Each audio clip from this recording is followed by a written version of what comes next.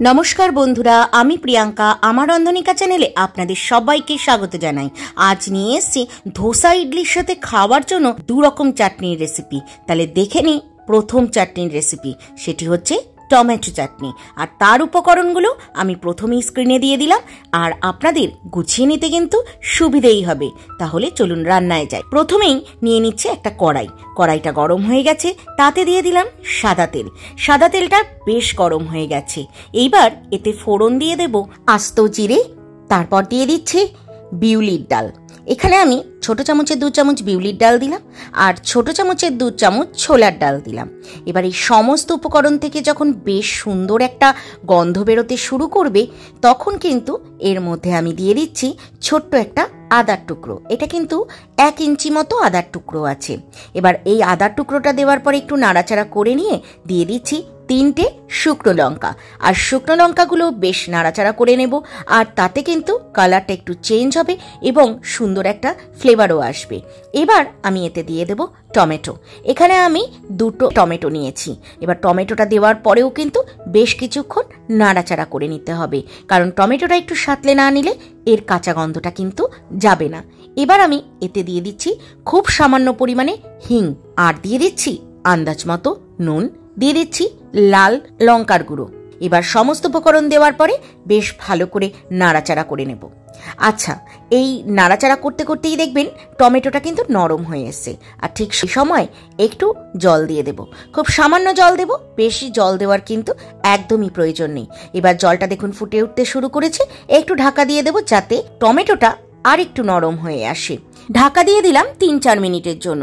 3-4 minute বাদে ঢাকা তুলে দেখব টমেটোগুলোর কি অবস্থা। হ্যাঁ, একদম টমেটোগুলো কিন্তু নরম হয়ে গেছে।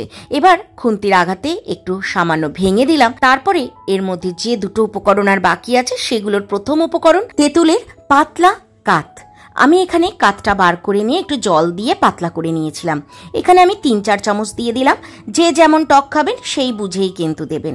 এবার একটু ভালো করে নাড়াচাড়া করে নেব। আর এই টকটাকে ব্যালেন্স করার জন্য কিন্তু দিয়ে দিচ্ছি সামান্য পরিমাণে চিনি। চিনিটা গলা অবধি কিন্তু নাড়িয়ে নিলাম। এবার একটু ফুটে উঠলেই ব্যাস গ্যাস অফ করে দেব আর ঢাকা দিয়ে ঠান্ডা হতে দেব। ঠান্ডা হয়ে যাওয়ার পরে আমি কিন্তু এবার এটাকে মিক্সিতে ব্লেন্ড করে নেব। তাহলে চলুন এবার মিক্সির জারে এই সম্পূর্ণ টমেটোর মিক্সচারটাকে আমি ঢেলে দিচ্ছি। তারপরে এটাকে একদম মিহি করে পেস্ট করে নেব। এবার যে বাটির মধ্যে টমেটোর মিক্সচারটা রেখেছিলাম, সেই বাটির মধ্যে সামান্য একটু জল দিয়ে সেই জলটা কিন্তু আমি এর মধ্যে দিয়ে দিলাম। এবার চলুন সেটা ব্লেন্ড করে নিয়ে আসি। একদম মিহি করে ব্লেন্ড করে এনেছি। দেখুন কালারটাই কিন্তু অন্যরকম হয়ে গেছে, সেই গাঢ় কালারটা কিন্তু আর নেই। এবার এটাকে একটা কাচের বাটির মধ্যে ঢেলে নিচ্ছি। আচ্ছা, আমরা তো অনেকেই ভাবি না এই টমেটো খেলে ইউরিক অ্যাসিড বেড়ে যেতে পারে। তবে ইউরিক অ্যাসিড যাদের নেই তারা কিন্তু অনায়াসেই টমেটো খেতে পারেন। আর টমেটো খেলে কিন্তু ক্যান্সারের ঝুঁকি অনেকাংশেই কমে আসে। এবার চলুন এই টমেটো চাটনিতে আরেকবার ফোড়ন দেব। তাই গ্যাসে সাদা তেল গরম করে এনেছি, আর তাতে সর্ষে, বিউলির ডাল, ছোলার ডাল সব ফোড়ন দিয়ে দিলাম। আর দিয়ে দিচ্ছি একটা শুকনো লঙ্কা আর কিছু কারি পাতা। ব্যাস ফোড়নটা যেই হয়ে যাবে, তারপরে এই চাটনিটার মধ্যে আমি ঢেলে দেব।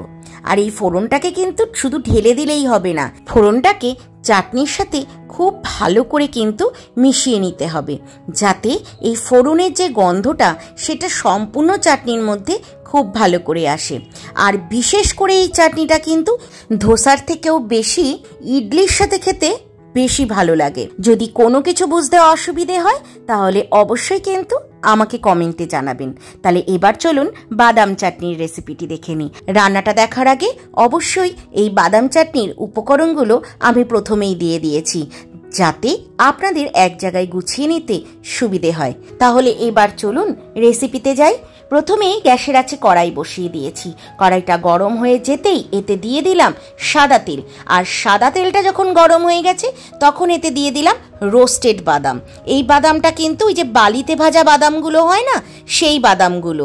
এবার এই বাদামটাকে তেলের মধ্যে বেশ একটু নাড়াচাড়া করে নিয়ে এতে দিয়ে দিচ্ছি 4 কোয়া রসুন। রসুনটা দিয়েও কিন্তু আবারও বেশ কিছুক্ষণ ভাজা করে নেব, রসুনের কাঁচা গন্ধটা না যাওয়া অবধি। দিয়ে দিলাম 2টো কাঁচা লঙ্কা। কাঁচা লঙ্কাটা দিয়েও কিন্তু নাড়াচাড়া করে নিচ্ছি। এবার আমি এতে দিয়ে দেব 2টো শুকনো লঙ্কা। শুকনো লঙ্কাটা আমি কিন্তু কালারের জন্য দিয়েছি, আর কাঁচা লঙ্কাটা কিন্তু আমি ঝালের উদ্দেশ্যে দিয়েছি। তাই কেউ যদি মনে করেন আরেকটু ঝাল খাবেন, তাহলে কিন্তু কাঁচা লঙ্কার পরিমাণটা আপনারা অনায়াসেই বাড়িয়ে নিতে পারেন। তাহলে এইবার এই সমস্ত উপকরণকে ভালো করে বেশ কিছুক্ষণ নাড়াচাড়া করে নিয়ে এতে আমি দিয়ে দিচ্ছি রোস্টেড চানা বা ছোলা। ছোলাটা দিলে কিন্তু এই বাদাম চাটনির স্বাদটা আর একটু ভালো হয়, তাই দিয়েছি। যদি কেউ মনে করেন রোস্টেড চানা বা ছোলা দেবেন না, তাহলে নাই দিতে পারেন। এবার দিয়ে দিলাম 1 ইঞ্চি আদা বেশ কয়েকটা টুকরো করে।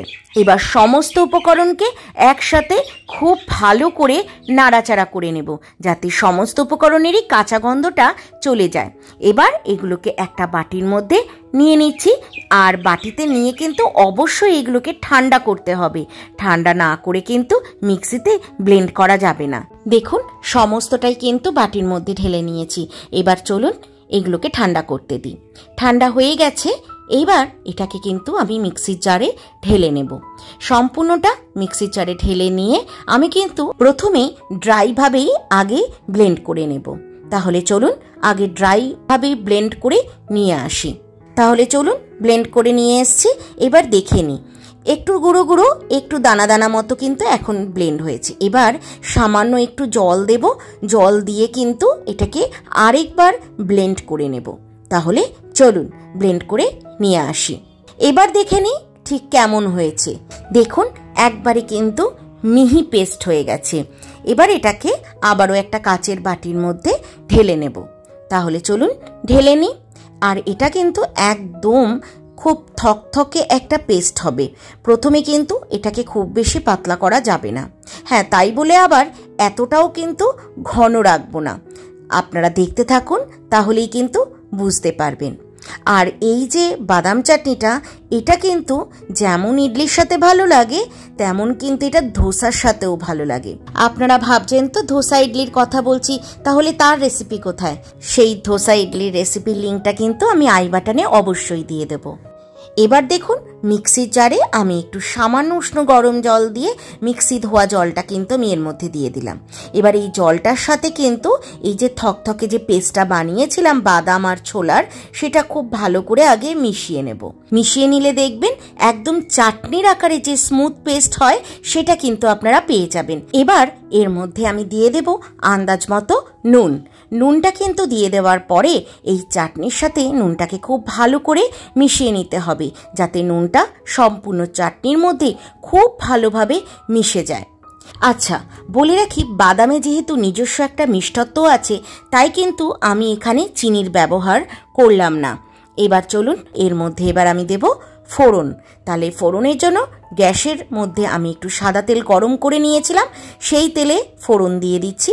একটা শুকনো লঙ্কা দিয়ে দিচ্ছি, 1 চামচ মতো সর্ষে দিয়ে দিলাম, বিউলির ডাল দিয়ে দিলাম, ছোলার ডাল। এবার দিয়ে দেবো কিছু কারি পাতা। ব্যাস, এইবার এই ফোড়নটাকে ঢেলে দেব এই বাদাম চাটনির ওপরে। তারপরে কিন্তু এই ফোড়নটাকে বাদাম চাটনির সাথে খুব ভালো করে মিশিয়ে নিতে হবে। তাহলেই কিন্তু আমরা আমাদের পারফেক্ট বাদাম চাটনি পেয়ে যাব। আপনাদের এই দুটো রেসিপি কেমন লাগলো কমেন্টে জানাতে ভুলবেন না। আর ভালো লাগলে অবশ্যই আত্মীয় স্বজন, বন্ধুবান্ধব, পরিজনদের মধ্যে শেয়ার করে দেবেন। আর অবশ্যই কিন্তু সাবস্ক্রাইব করবেন। আর হ্যাঁ, লাইক করতে কিন্তু একদমই ভুলবেন না। দেখা হচ্ছে পরের ভিডিওতে। আপনারা ভালো থাকবেন, সুস্থ থাকবেন।